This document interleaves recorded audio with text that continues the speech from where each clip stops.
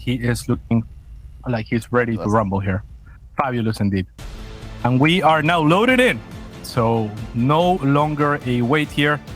In the top left-hand side of the map, it is hailing from Croatia and for Platinum Heroes. Oh, we're in the bottom right-hand side of the map. Apparently, I was clicked on Observer B. It is hailing from Russia. And for CSO, it is Milkicow. Sheesh. We got there. We got there. Up here in the top left-hand side of the map, we have our blue Protoss player. He is Goblin.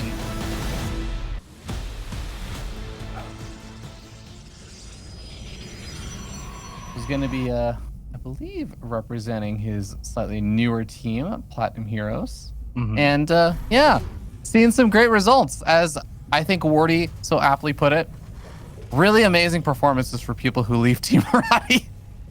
Yeah. I mean, that is definitely something that happened, but also Goblin hasn't been making as many Phoenix, right? He lost the Team Roddy aura.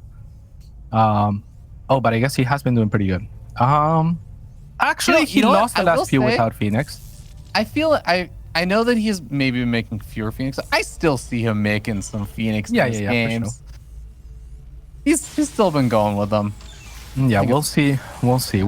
I mean, this game would be a great one to make Phoenix, especially on a map this large, right? Like, they're gonna keep control very nicely and kind of be really good at deflecting aggression, with which Zombie Grab alluded to Milkicow does, like, from time to time in the matchup. So that could be a cool option for Gobo.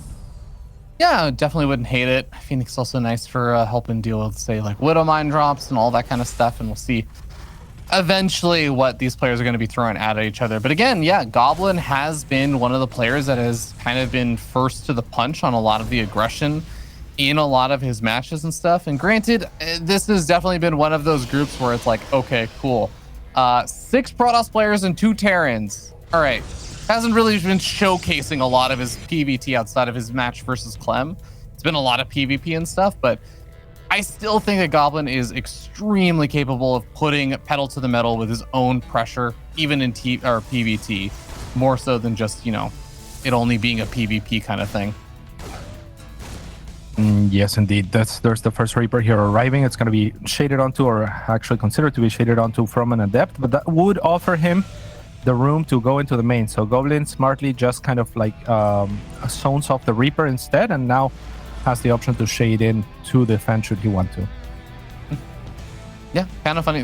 The shade actually cancels, the Reaper still backs off, but probably knowing that there's going to be another unit coming on out very shortly thereafter. We do actually see Phoenix coming out first. So no Oracle on the way.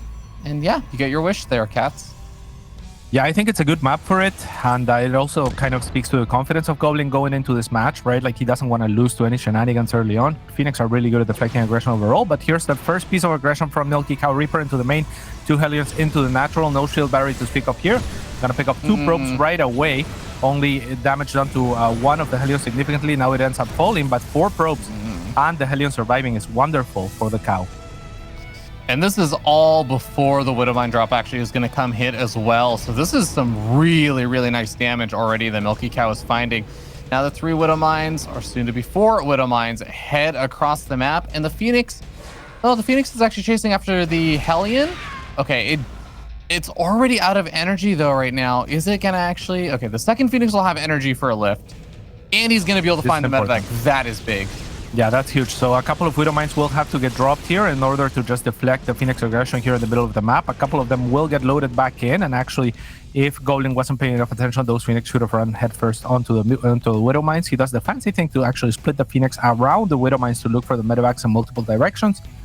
But the medevac will actually kind of escape his grasp as far as like where he's looking. Milkicow tried to escape with a second medevac. This one's going to be found, and with only 2 Widow Mines, they can get easily picked off. That's exactly what Goblin is going to do. Milkicow's other medevac will get spotted by a probe, which was dropping the 3rd as well. So an opportunity for a shutdown here on the side of Goblin, and that's exactly what he's going to get. Goblin is just finding W after W after W. He does end up losing the Adept over there, but these Widow Mines have not been able to get anything done so far. And it's just, Milkicow has been losing so many actually expensive units, not just the Widow Mines, but even losing that medevac and everything.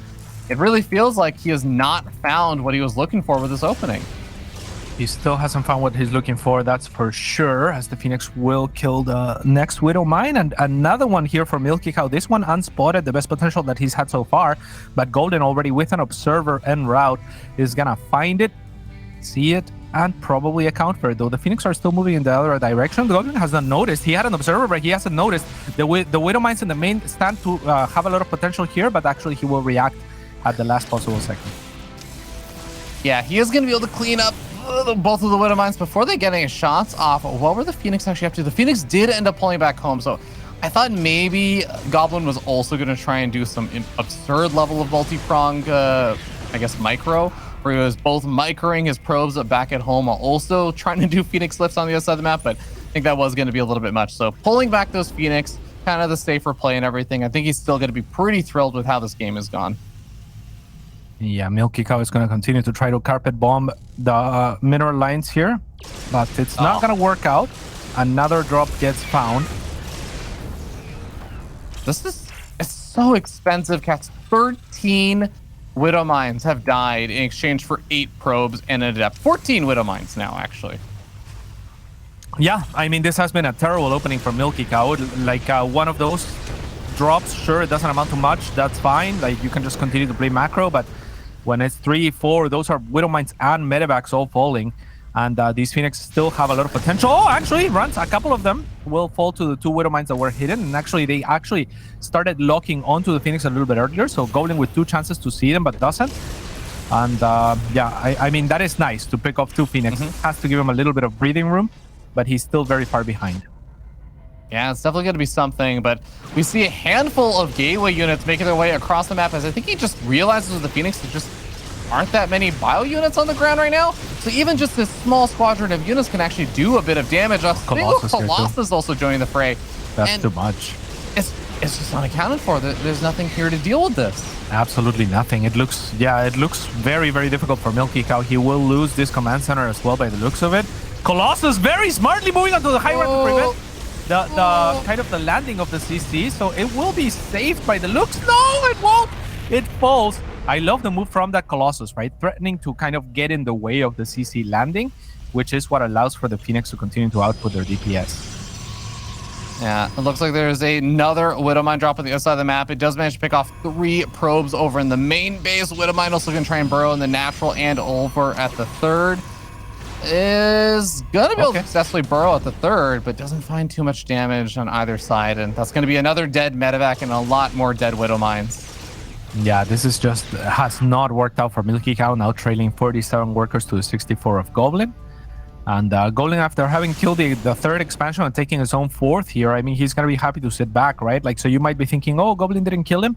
He kind of did, because all he has to do now is defend. And as long as he defends, he will basically close this game out in very convincing fashion, I feel like. So, you know, just get your observers out, get some probes out, pylons out, take control of the watchtower, do whatever you need to do to not take overwhelming amounts of damage out of nowhere. This is a start from Milkicow, even moving out without medevacs. Yeah. The cancel on the 4th is definitely nice, but I mean, this is going to be Milkicow getting some damage. It's not enough. He probably needs to get more done, but I think he's realizing he really can't. As long as Goblin is controlling this well, those Colossus are going to be very difficult to close the distance on without just losing most of your Marines there. There's only 2 Marauders in this army, so it's a tough army to go up against. And well, the unfortunate problem now for Milkicow is that the longer this game goes on, the harder it's going to be, because Goblin is going to have his big gateway flood now. He has, or he should be getting up additional gateways relatively shortly. And once those come up, he will be able to just flood out all those base units to actually complement the Colossus. Yeah, absolutely. Was adjusting my gain a little bit there. Hopefully the volume is a little bit better. I am sitting a little bit closer to the mic, so I'm sorry if I'm yelling in people's ears. And yeah, I mean, Milkicow has so few chances here to come back into this game, Ravi. I am not really seeing it here, as 4 Colossus on the other map are going to be a nightmare. I kind of actually like this, just trying to go for a little bit of a base trade, but it's going to start late for him, right? So that's a problem. That is definitely going to be a big concern, but I like it better than trying to take on this army, unless, I guess the other thing I wouldn't have minded if he tried to hit like a massive surround, bait the army to come into the natural and then hit from behind and pick off the Colossus. Because I actually do think if the Colossus get picked off very quickly or early on in the fight, I actually don't think Milkicow would have that much trouble with this army. But yeah, this is getting something done, but is it actually going to be enough? Yeah, I mean, it's definitely going to get a little bit weird here, and this is the best that Milkicow could hope for. Now the Phoenix are here, and actually kind of donations here from Goblin. He doesn't need to engage just yet.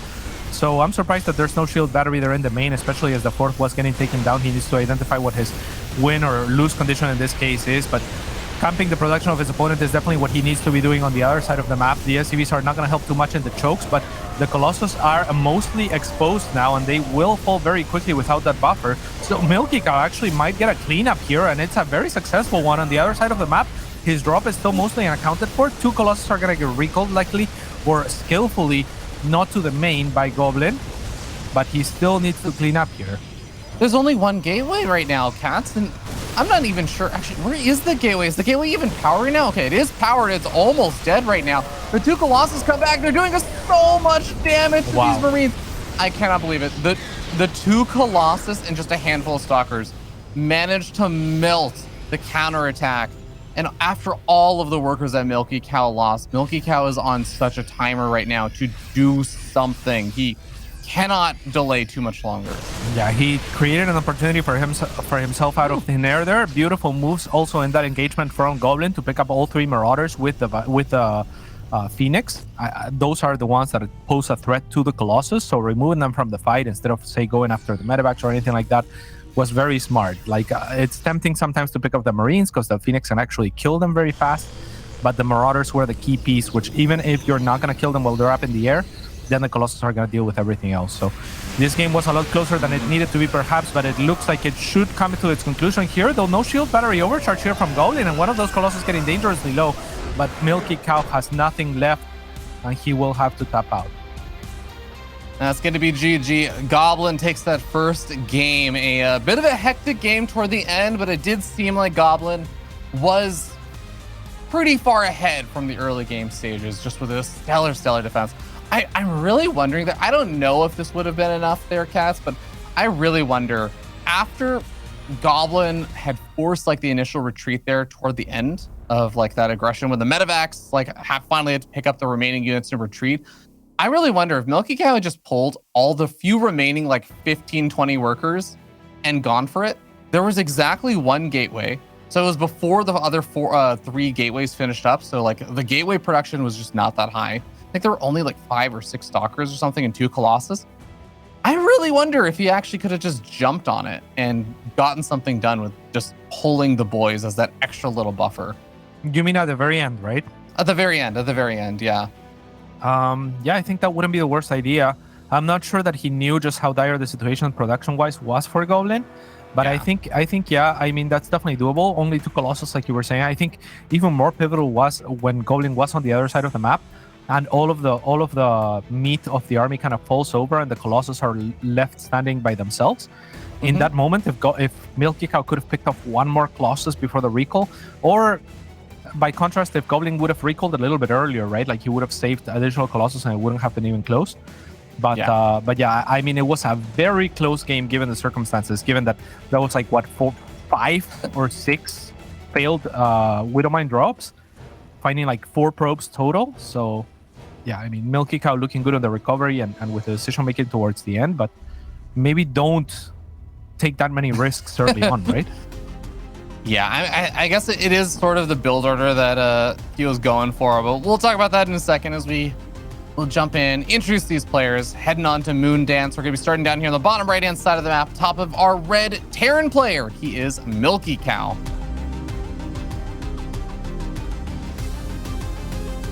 And on the top left-hand side, it is for Platinum Heroes, Goblin. Milkicow trying to put the mooing Moon Dance. Yeah, I'm overall with you on the idea that like clearly the Widowmine, or like the reactor Widowmine style and stuff, the mass Widowmine drop style did not work out versus what Goblin was doing. But I think a little bit credit to Goblin also, just I think that is the advantage of going for those Phoenix openings. Phoenix openings, as long as you're controlling well, as long as you're doing well, and let me tell you something, Goblin has little bit of experience being a former Team Roddy member with Phoenix, then Okay. you are well set up to deal with Widow Mine drops usually. All right. So you're compensating now for the earlier bashing on Team Roddy. Now we're throwing flowers at them. I love it because I mean, go on. It's compliments the players of Team Roddy, but I can fire shots at Roddy himself. I like it. I like it. Yeah. All right. Well, yeah. I mean, he was very, very good with those Phoenix, and yeah, I mean, he was everywhere pretty much, right? Like some of those moves were even a little bit lucky for Goblin. Like for example, having the probe at the third, ready to take the third as one of the medevacs goes in. But that is something the Milkicow could adjust for as well, right? Like you don't have to fly over the potential third with that medevac. A quick readjustment to the left will actually prevent that from happening next time. Same goes for the Observer. As it leaves Goblin's main, it scouts another medevac that's incoming, right? So a couple of those things that kind of just inadvertently worked in favor of Goblin. But yeah, I mean, Milkicow, from the position that he was in, he played a wonderful game. Yeah, absolutely agree. Now, as we do have kind of the standard openings getting set up over here with Milkicow, of course, going for the double reactor, or the double gas opening. So he's going to be looking to get a little bit more aggressive earlier on. We'll take a look at that in a second. I do just want to quickly mention Clem is already up 1-0 versus Hearthstone. The reason why that's important is that there's still a little bit of contention for like the top 2 spots in the group. So while this is kind of settling the 4th place spot, top 2 is still a little bit more open between MaxPax, Gung Fu Banda, and Clem potentially securing that. So Clem already kind of inching his way forward into that direction. For sure. And I think MaxPax and Gung Fu Banda are fighting it out today as well, right? Like, yeah. Yeah. So that should be for the number 1 spot. All right. Oh, looks like Gung Fu Banda is actually up 1-0 as we'll talk about that maybe in a second as we do have Reaper and Hellion poking forward. Yeah, not getting the lineup that he would have hoped for in that last shot, but not bad. And remember, actually, the last game started with a very successful Reaper Hellion run by. So that was a little bit of buffer that Milkicow had going into that mid game before it all fell apart. Yeah, that's actually a good reminder. It's easy to forget that after the stellar defense the Goblin had versus the Widow Mines, but the early game aggression definitely was not working out too shabbily there for Milkicow. Now, this game, he is absolutely going to be a little bit more committed to getting some additional damage done. This is not one of those kind of build orders where you can go double gas and sort of go for a slightly later command center and just say, yeah, didn't get anything done. Everything's hunky-dory, A-okay, just fine. You really do want to get something done with that faster factory in Starport. No, for sure. And I think that this is a very good counter to what Goblin is doing. In the last game, we saw a little bit of a build order counter on the side of Goblin, where he had the Phoenix to account for the Widow Mines. That makes their job a little bit easier, or the job of the Widow Mines a lot harder in any case. But this time around, it's Phoenix against Cyclones and Marines. Those are the natural predators of the Phoenix. And actually, the Vikings going to land in the main base, where it's going to start two-shotting probes. Marines are going to focus fire here on the Phoenix. We'll take one of those down now. The Adepts also fall. Next Cyclone is here, and the shield battery is not yet ready for Goblin. It will finish right in time. That Stalker not able to be saved by it, but 6 workers have fallen, and a couple of more in the natural as well. So that Viking doing wonders. That Viking was such an MVP in terms of getting damage done, and it's still actually denying mining inside the main base. Now it's going after the Stargate. Might be a little bit of a bold target to go for, but one Viking versus a Stalker. Cats, that's actually a pretty scary fight for the Stalker, but second Stalker comes and reinforces, finally resecures the main. Goblin finally manages the defense, but being down in workers, Milkicow got all the damage done he needed to. Yes, indeed. Yeah, that was really good from Milkicow. That Viking was unattended to for a while, even though it was the first action that Milkicow actually took, right? So the timing could have been swapped to where you move in with the army, you show the army at the front, and then land the Viking in the back. But Goblin should have had time to react, I feel like, to the Viking a little bit quicker, because it was the first action of Milkicow. So, yeah, taking a little bit too much damage as now he gets ready to set up to take his own third, and just continuing Phoenix production on the side of Gobo as Milkicow looks to tighten things up with a tank and just not take damage, maybe deeming that he did enough.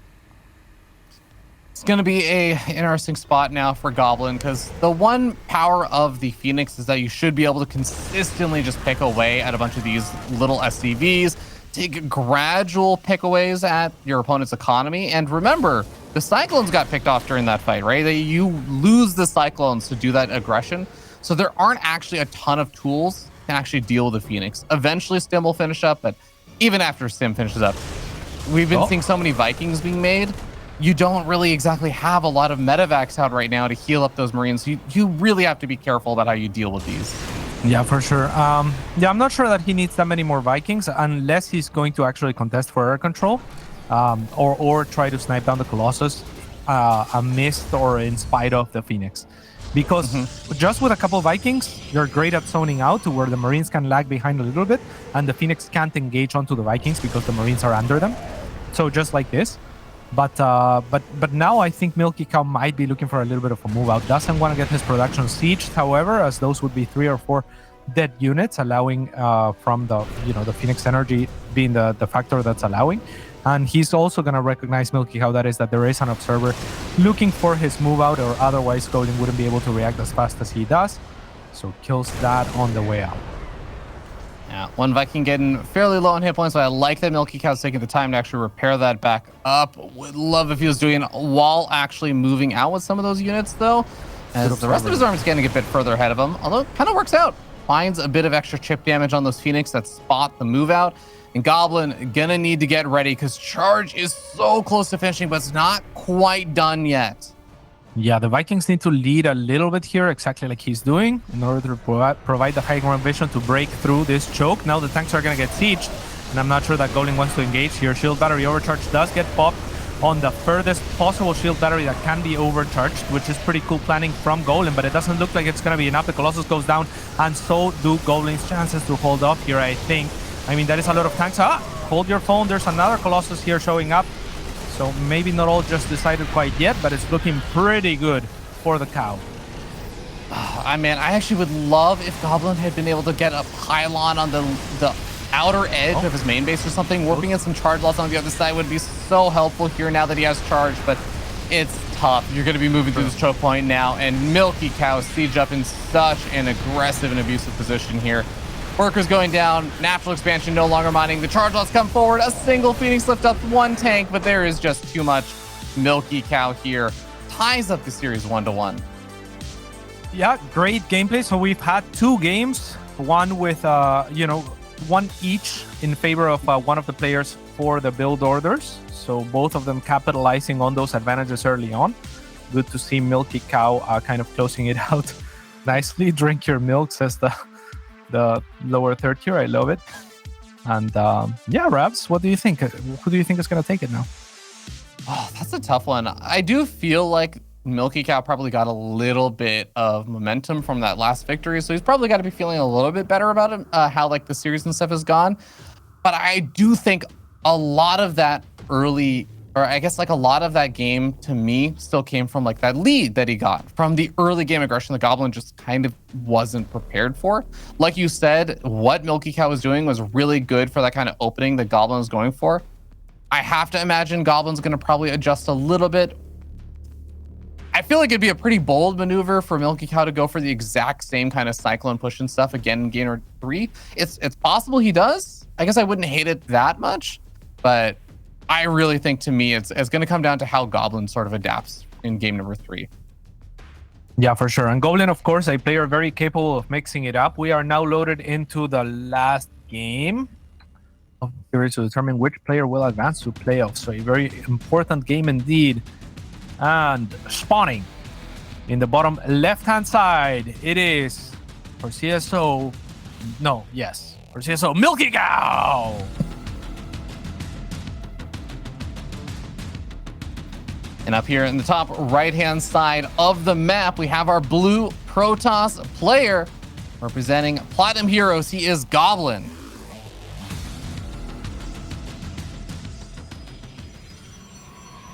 Do you think that's a rug on the wall of Milkicow, or do you think Milkicow is playing on one of the side walls like Spider-Man would? And that's the rug on the floor. That's an intriguing question. That's an optical illusion I cannot unsee now. I like that. I'm trying to see what else is in his background to see like, okay. Is everything else, could they all just be bolted down so he could actually just be on the wall right now? Like, is there anything that, like, do we see like a chair in the background with wheels or something that would normally I like that you're roll? considering the possibility of the proposition being true.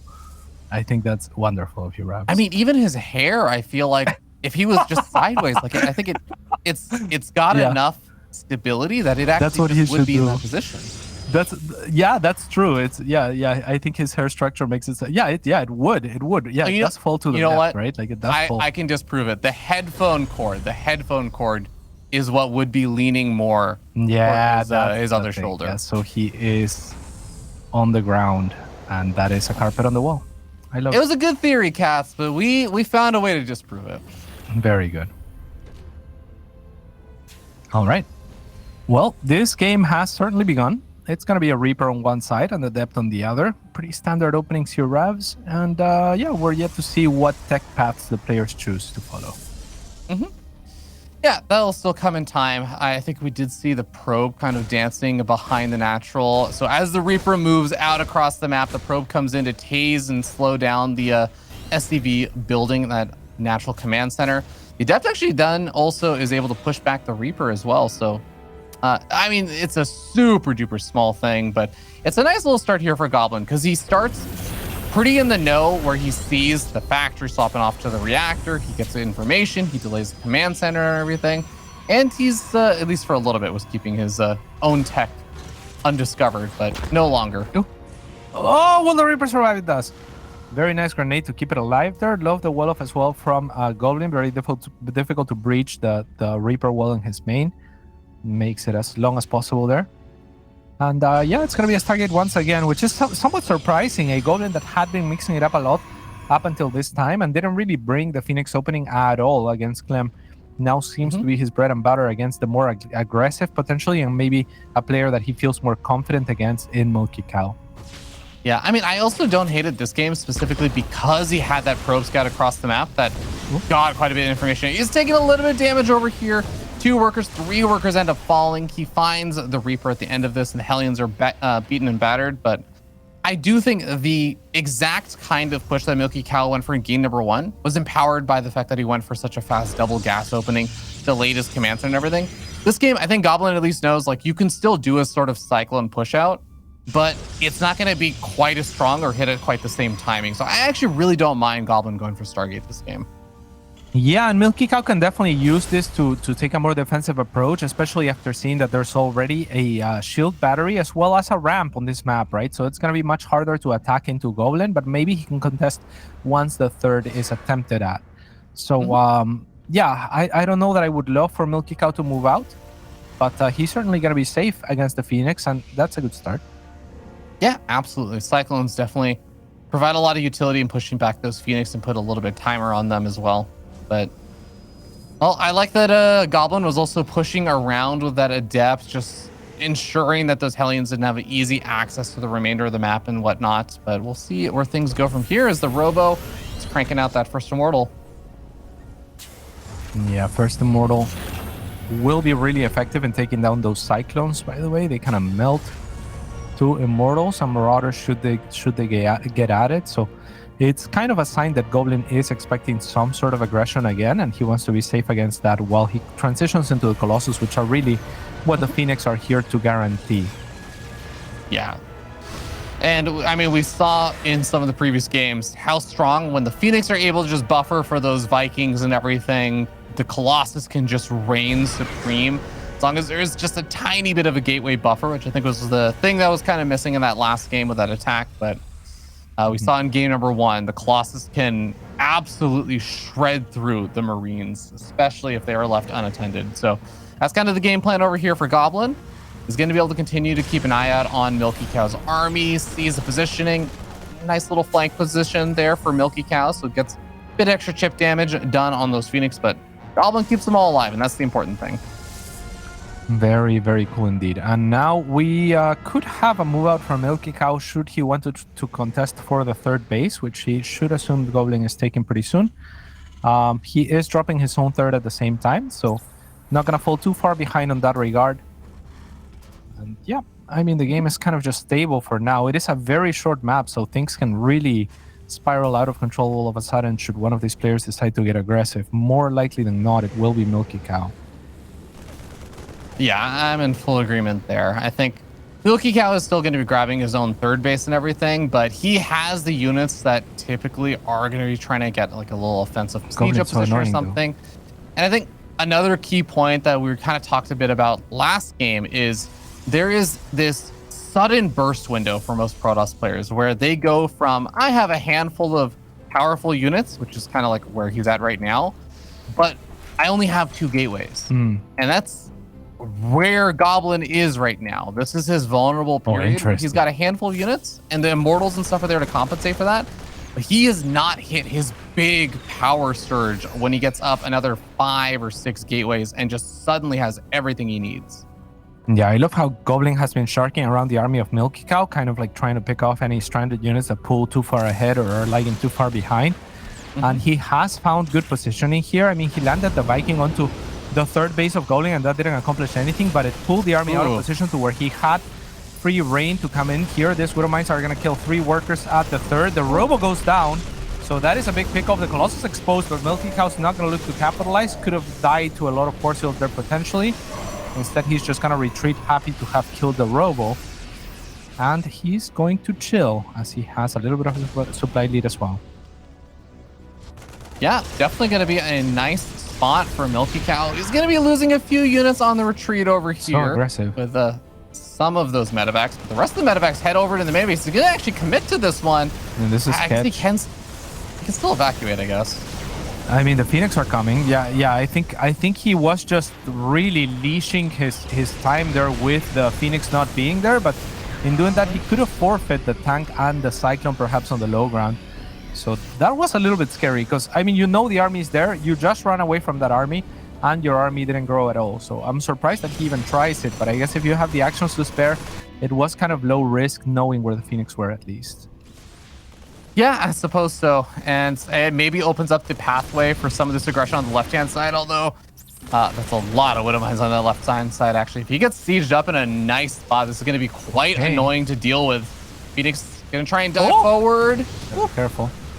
All right, the Widow Mines do find some connections and are going to stall for the army. And at the same time, another drop is getting loaded in to go into the main of Goblin, who is there with a Zealot to spot. The Phoenix are now here, so Milkicow is going to retreat onto the low ground and try to fight those Phoenix from there with the aid of the Cyclone. So, yeah, Milkicow just looking for openings. A Phoenix will fall there. 13 probes fall. Yeah, I mean, I love the way that Milkicow is doing this 1-2 constant left, right-hand side aggression, because this is one of the weaknesses of Goblin's army. It's really strong when it's all together, and the Phoenix sure can kind of hold their own for a little bit, but the Colossus really need a buffer. Oh, yeah, there's no buffer. Actually, he's going to kill 2 of those. I mean, Killer Instinct there, but he's going to sacrifice his entire army in the process, and this was always going to happen. So I guess, you know, he took that trade where he knows, okay, I'm going to give my entire army for the 2 Colossus. Is it worth it? I don't think so. I agree with you. I think if the little bits of bio that was on the left-hand side, if they had gotten an entire mineral liner, they had done a ton of damage there during all of that, I actually could be on board with that. But I'm with you. I don't feel like it was worth sacrificing all those units, because now, do you actually have enough to deal with the massive counterattack where your opponent has charge lots, they have the Colossus, they are going to be able to push across the map. I mean, I guess it's only 1 Colossus for now, so maybe that's the saving grace here. Yeah, and we have a counterattack as well from Milkicow, who is now retreating onto the safety of his high ground. I mean, I'm not sure how safe it is exactly, but it's definitely safer than the low ground. And then at the same time, he's doing damage in the main. He can take down these pylons. I wouldn't mind him taking down the Templar Archives, but he is losing his natural in the process. So it's really a little bit of a race yet again. And it's going to be Goblin actually just heading back to try to defend here. But Milkicow is going to do a little bit more damage. That was not the Nexus to recall to if you are Goblin, which buys Milkicow a lot more time to just kill whatever he wants. But 42 workers have fallen on his side of things, and retreating is going to be difficult with the Phoenix here. Yeah, I don't think that you get a safe retreat out as long as the Phoenix are in position. So, well, okay, yeah, he's going to end up losing 1 medevac over here, might end up losing the others, and yeah, there's just way too many Phoenix and not enough Marines. So that's a good pick off there for Goblin. does Milkicow still have enough army supply to still make things work? He's got a couple of ghosts. He can effectively almost entirely take those Phoenix out of the fight with just a single EMP if he's really, really on point about this. Yeah, I mean, he's gonna need some miracle EMPs. The Phoenix do tend to clump up a lot, so that would be helpful. But even removing their energy doesn't really guarantee a good engagement, right? The Phoenix are still gonna be useful in protecting the Colossus against the Vikings and against the or to kill medevacs as well. Milkicow's answer, however, is going to lie mostly in these Marauders. If he can get a 360 surround on the army of Goblin, he does stand a good chance at a profitable engagement here. Those Immortals will be annoying too, though. Yeah, I really thought that Milkicow was just immediately going to go for it across the map because, I mean, he depowered so much of the production and everything. He knows he lost so many workers, but those mines finally going to be taking a fight in the middle of the map. This is, I mean, he takes care of most of the charge lots, but he's bleeding off army supply too, and I feel like Goblin is a lot better suited to replace it. Yeah, and at the expense of his mines, that wasn't enough charge loss to really justify the mine investment there. And now that leaves Goblin in a position where he can actually reinforce a lot more heavily with charge lots because they are less of a liability once you've reset the mine count. That said, Milkicow did make an additional 4 mines, so they're going to have a lot of work to do here. Ideally, they connect onto the Phoenix. Ideally, they connect onto large clumps of Zealots. This choke, he might have to lift off that CC right away if he wants to try to add an engagement here. He needs a little bit more open of an area.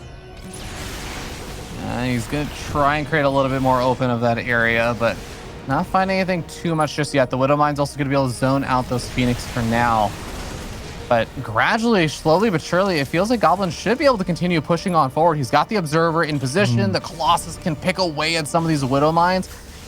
And at some point, Milkicow's got to just do something about this. He goes for stim forward, doesn't find anything, though. Yeah, and he has no EMP. He has like 1 EMP remaining, or maybe 2 now on the Ghosts, and all of the army of Goblin is still full shields. So he has to be really careful. I didn't like Milkicow probing out there.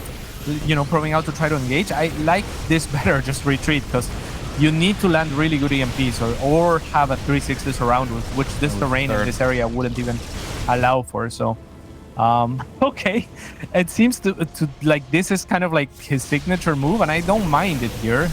Fighting this army head-on is going to be near impossible. Yeah, kind of funny enough, there's still no main base Nexus, so there's actually no recall to that location. If you take care of the Nexus at the Natural, there's only the 3rd base Nexus you can recall to. There's the recall coming on out. Leaves a handful of units left over to maybe start cleaning up the Natural, and I wouldn't mind if you send it over to the 3rd base, but yeah, this leaves actually a lot of time for the evacuation there for Milkicow. Yeah, but Milkicow could have easily killed that Nexus. If we look at the HP on the Nexus at the Natural, he worked through all of the shields. If he left like 2 Marauders there, they would have easily killed them, right? And he does get a very comfortable cleanup here, as Goblin wasn't able to evacuate everything or retreat with everything. So these medevacs are essential. He has to pivot to the main here just to survive for a little bit longer and try to engage this Viking or this Phoenix. And at this point for Milkicow, it's just going to be an issue of how effective you can trade this army for, because it is doomed. Get that Cyber Core maybe, or oh man, Milkicow needed to get out of here with this army. I think if he had been able to get out of there with the army on time, it actually would have been an overall favorable trade. He could have rejoined with the rest of the reinforcements back at home, and after cleaning up, the extra Colossus and all those Zealots that are left behind. But now, I mean, he's just so far down in army supply. I don't know what he does from here. Yeah, I completely agree. If his army even joins with this army, then I think he might even be favored to take the game. And like you were saying, definitely would have been a favorable exchange. I mean, a couple of things that could have gone better there, but Goblin with good movement on the Phoenix to stall that retreat and to make it so that ultimately Milkicow has to be stuck there. So looking extremely difficult here for Milkicow. Maybe needs his... It's going to be a tough one. I guess the one saving grace is that Milkicow is actually making units right now. Goblin isn't really making too much. But here we go. Goblin is going for his big push forward. Big EMP is on all of these Immortals, and the Zealots are trailing behind, but it